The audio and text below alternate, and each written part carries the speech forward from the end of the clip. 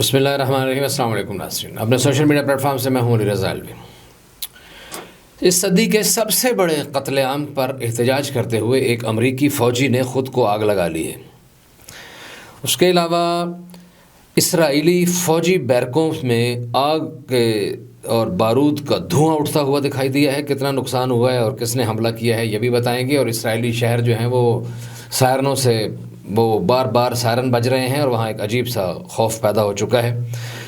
یہ بھی بتائیں گے۔ اور آپ کو یہ بھی بتائیں گے کہ امریکہ اور برطانیہ نے یمن میں کوئی 1.5-2 درجن حملے کیے ہیں اور اس میں وہاں کیا نقصان کیا ہے یہ بھی آپ کو بتائیں گے۔ لیکن اگر ابھی تک آپ نے ہمارا چینل سبسکرائب نہیں کیا تو آپ سے التماس ہے کہ اس چینل کو سبسکرائب کر لیں،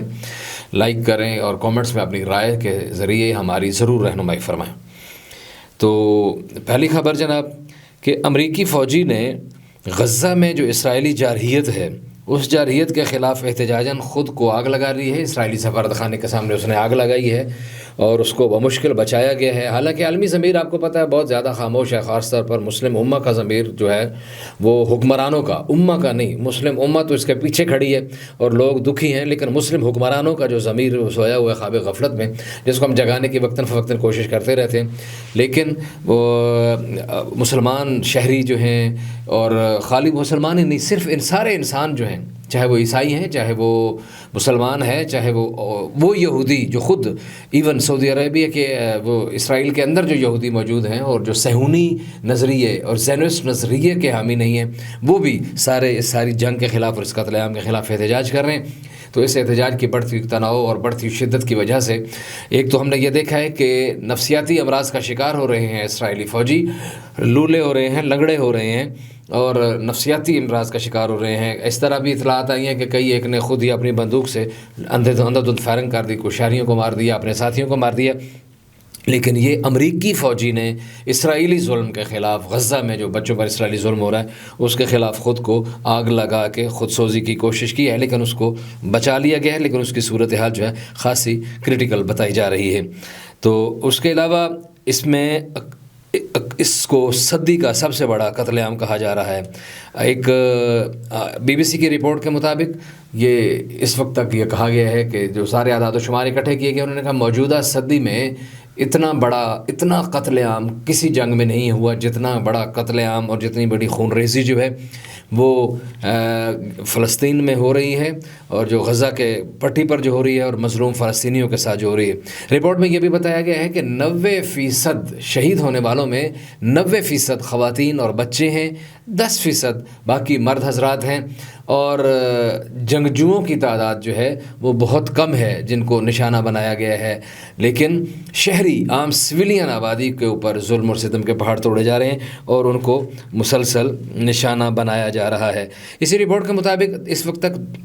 29,550 افراد شہید ہو چکے ہیں اقوام متحدہ کی اس رپورٹ کے مطابق، جبکہ عالمی ادارہ صحت نے کہا ہے کہ غزہ جو ہے وہ ڈیتھ زون بن کر رہ گیا ہے۔ اسی حوالے سے آپ کو یہ بھی بتائیں کہ OIC نے مطالبہ کیا ہے کہ بلا مشروط جنگ بندی کی جائے، فوری طور پر جنگ کو ختم کیا جائے اور اس سلسلے میں کوئی بھی شرط جو ہے عائد نہ کی جائے۔ اس طرح کا ایک اجلاس ہو رہا تھا ترکیہ میں، جو OIC کے ممالک ہیں ان کے وزرائے اطلاعات کا اجلاس ہو رہا تھا۔ تو جو وزرائے اطلاعات ہیں انہوں نے مطالبہ کیا ہے کہ اس کو جنگ کو فوری طور پر بند کیا جائے، اور انہوں نے فلسطین میں شہید ہونے والے صحافیوں کے ساتھ اظہار یکجہتی بھی کیا اور ان کی شہادتوں کے اوپر اسرائیل کی شدید مذمت بھی کی ہے۔ اعداد و شمار کے مطابق 80 سے زیادہ صحافی جو ہیں اس وقت تک جان سے ہاتھ دھو چکے ہیں وہاں اسرائیل کی بمباری کی وجہ سے، فلسطین اور غزہ کی پٹی میں جو رپورٹنگ کر رہے تھے اور جو اس چیزوں کو کور کر رہے تھے۔ یہ بھی رپورٹ میں بتایا گیا ہے کہ اس واقعے میں 1200 اسرائیلی ہلاک ہو چکے ہیں اب تک، اور حماس کے پاس 30,000 جنگجو ہیں، اور اسرائیل نے دعویٰ کیا کہ اس نے ان کے 1/3 جنگجو مار دیے ہیں اور 16,000 کو زخمی کر دیا ہے، اور یہ اسرائیل کا دعویٰ ہے، لیکن اس حوالے سے حماس نے کسی طرح کوئی بھی رد عمل نہیں دیا اور کوئی بات نہیں بتائی۔ تو البتہ انہوں نے امریکہ کی ایک خفیہ ایجنسی کی رپورٹ کے مطابق زخمیوں کی تعداد 16,000 نہیں ہے، بہت کم ہے، اور کوئی 11-12,000 انہوں نے بتائی ہے، اور انہوں نے کہا کہ اس میں بھی ایسے زخمی نہیں ہیں کہ جو واپس میدان جنگ میں آ کے لڑ نہ سکیں۔ لیکن اس تمام تر صورتحال کے باوجود خود یہ ہم مسلمان لوگ نہیں کہہ رہے، یہ پاکستانی میڈیا یا وہ لوگ جو حماس کے حمایتی ہیں، ان کے اعداد و شمار نہیں، یہ بھی امریکن اعداد و شمار ہیں کہ اس جنگ کے دوران حماس کی جو مقبولیت ہے وہ بہت تیزی سے بڑھی ہے، پوری دنیا میں بھی بڑھی ہے، خود فلسطین کے اندر بھی بڑھی ہے۔ وہ کہتے ہیں جی کہ اس سے پہلے حماس کی جو مقبولیت تھی وہ 22% تھی، لیکن اس جنگ کے بعد 43% تک پہنچ چکی ہے، اور ابھی مزید یہ مسلسل بڑھتی چلی جا رہی ہے، کیونکہ وہ لوگ یہ سمجھتے ہیں کہ حماس ان کے دکھ درد کا مداوع کرنے کے لیے لڑ رہی ہے۔ اور یہ اس سے پہلے جو تنظیمیں تھیں، اب تک جتنی بھی تنظیمیں وہاں کام کر رہی ہیں ان میں سب سے زیادہ یہ اس کو حماس کو مطلب مقبولیت ملی ہے، کیونکہ اس سے پہلے الفتح تھی، الفتح کی بھی مقبولیت 43% تک نہیں پہنچی تھی، اور ان کی 43% جو ہے وہ کراس کر گئی ہے۔ آپ کو ایک اور خبر جو بتائی تھی جناب کہ اسرائیلی فوجی بیرکوں کو نشانہ بنایا گیا ہے، یہ نشانہ بنایا ہے اسرائیل کے علاقے میں میزائلوں کے ذریعے حزب اللہ نے حملے کیے ہیں اور ان کی بیرکوں کو نشانہ بنایا ہے۔ یہ قریات شمونہ نامی جو ان کا شہر ہے یا گاؤں ہے، اس میں یہ فوجی چھاؤنی کے اوپر نشانہ بنایا گیا ہے، فوجی چوک بیرکوں کو نشانہ بنایا گیا ہے، اور وہاں آگ اور بہت بڑا دھواں اٹھتا ہوا دیکھا گیا ہے۔ ہلاکتوں کی ایگزیکٹ تعداد جو ہے ابھی تک نہیں بتائی گئی، لیکن جس طرح کا وہاں 4 دفعہ رات سے لے کر اب تک 4 سے 5 دفعہ جو ہے وہ سائرن بج چکے ہیں جب ہم بات کر رہے ہیں، تو اس سے چیخ و پکار بھی سنائی گئی ہے، تو جس سے اگر بعد میں اعداد و شمار آئے تو اسے یہ لگتا ہے کہ اسرائیل کا اچھا خاصا نقصان ہوا ہے۔ اور تیسری خبر، امریکہ اور برطانیہ نے یمن میں 18 مقامات پر فضائی حملے کیے ہیں، اور ڈیوڈ کیمرون نے بھی اس حملوں کی تصدیق کی ہے۔ اس نے کہا ہے کہ ہم نے 18 ٹھکانے نشانہ بنائے ہیں حوثیوں کے، اور اس کو ہم مزید جاری رکھیں گے۔ آپ کو پتہ ہے کہ حوثی جو ہیں فلسطینیوں کی حمایت کے لیے مختلف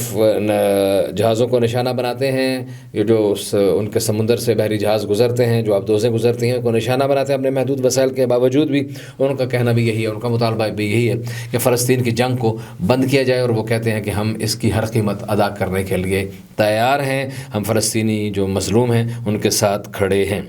تو امریکہ اور برطانیہ کے مشترکہ حملوں پر ایران نے شدید مذمت کی ہے۔ ایران نے کہا ہے کہ یہ یمن کے اندر مختلف حملے جو ہیں امریکہ اور برطانیہ کے، یہ علاقائی سالمیت اور خود مختاری کی سنگین خلاف ورزی ہے، اور وہاں اس کو وہاں جو اگر یہ اس طرح کا سلسلہ چل پڑا تو دنیا جو ہے شدید بحران سے دوچار ہو جائے گی۔ جس کا دل کرے گا وہ کسی بھی ملک کی وہ سرحدوں کو پار کرتے ہوئے فضائی حملے شروع کر دے گا، تو اس طرح دنیا کا امن و امان جو ہے وہ خراب ہو جائے گا۔ یہ بات جو ہے ناصر کنانی نے کی ہے، جو ایران کا ترجمان ہے، اور اس نے کہا ہے کہ اس طرح کی صورتحال سے یہ ثابت ہو گیا ہے کہ امریکہ اور برطانیہ